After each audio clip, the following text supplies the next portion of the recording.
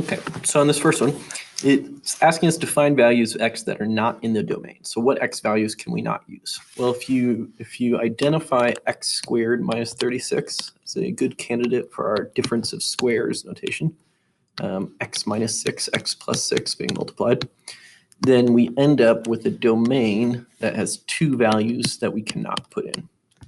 We cannot put in a 6, and we cannot put in a negative 6. Those two values will cause our function to be undefined.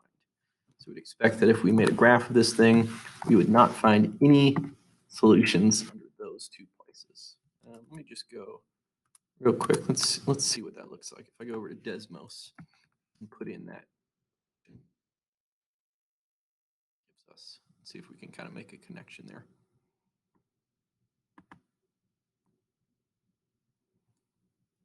Okay, so we'll say that y equals 3 over x squared minus 36. Okay. And we do indeed, we see two vertical asymptotes. So we see an asymptote at x equals 6 and at x equals negative 6. So our functions, although we can get closer and closer to that value, we never actually get a value for this. In one direction, we go down to negative infinity.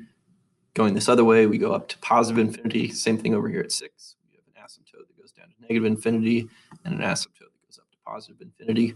But we never actually have a value at x equals 6 or x equals negative 6. Those two locations are undefined for this function.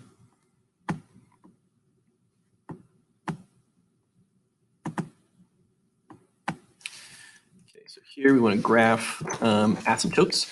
So on this one, first of all, we want to figure out what is our restriction of our domain. So what can x not be? Well, if x was a 2, we'd get negative 6 minus 6. That would be a problem. But if x was a negative 2, we would have a problem. If x was negative 2, then we'd have positive 6 minus 6, and we'd get 0. So we expect this to be undefined at this point. Now, for the horizontal one, what I'd like you to do is just think, what happens when x is very, very, very large?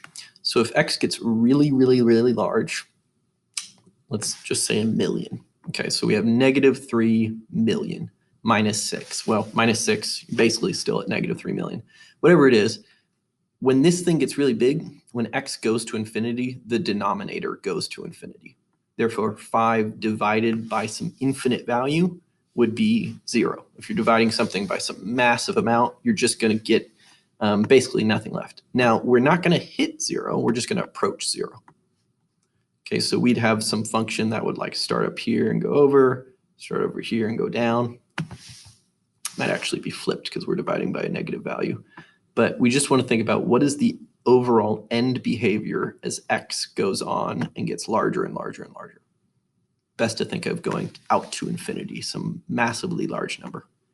Okay, so same thing here. Vertical asymptote, we will not see x equaling negative 3 because that will give us an undefined value. And as x gets very, very large, once again, we're just going to be doing negative 6 divided by some very large number. Okay, so we're going to approach 0 in the long run. Now they say 2 points on each piece of the graph. Okay, so we'll say, well, what happens when we're not at negative 3? What about negative 2? Well, that would be 3 minus 2. That'd be 1 on the bottom. So when x is negative 2, we're going to get negative 6 over 1. So that's just going to give us negative 6. If we go a little further out, if we do negative 1, then we'll get negative 6 over 2. And we'll come up with negative 3. If we go on the left side and do negative 4, well, negative 4 plus 3 would be negative 1, and our negatives would cancel out, giving us a 6 overall. If I put in negative 2 here, I'll have 3 minus 2 is negative 1. The negatives will cancel out. Is that right? I'm already at negative 4. Let's go to negative 5. So, yeah, negative 5, we'd get, I don't know what I just said, negative 2 on the bottom. The negatives cancel out, and we'd have 6 over 2. So we'd have positive 3. Okay, then we can just do, form a line along those 2 points that we're given them, and we have our function. we have the graph that we want. Okay, we want to do a transformation here. So if I have a -1 here, then that is always going to be shifting in the horizontal direction. If we're ever affecting x directly, like x plus 1 or x minus 1, we're shifting horizontally. Now, if it's -1, we are shifting to the right. Another way to kind of remember that is that you would have to go out to a higher value of x. So like if I wanted to get to like this point, an output of 1. In the 1 over x, I just need to go over 1, and now I'm at 1. Well, if I want to get to that same spot, and I have x minus 1 down here, I'll find it when I'm at a higher x value, because I'm going to have to take away 1 from whatever input I do. So anyways, when we have x minus 1, we shifted to the right 1 spot. Now, the whole thing is twice as big, so I should just be able to do a stretch where I take this point and I put it twice as big. It'll make everything else twice as big as well. And hopefully that gets the job done. Okay, yes it does. Okay, final question here. We've got the graph of 1 over x squared, which because x squared is always positive, we don't get these, I want to use the right word here. I want to say hyperbolas, but maybe hyperbola is the word for the overall shape. We don't get these curves in the top right and the bottom left. We get them all up top because we're dividing by positive numbers no matter what.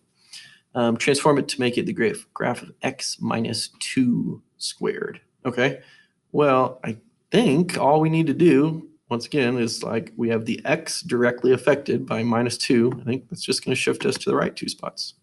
I don't think it's going to be any more complicated than that. Yes, it is. It is going to be more complicated than that. Okay. Oh, there's a negative sign in the front. Okay. Not so much more complicated. We'll just flip it over at the end. Ah, there we go. Okay, excellent.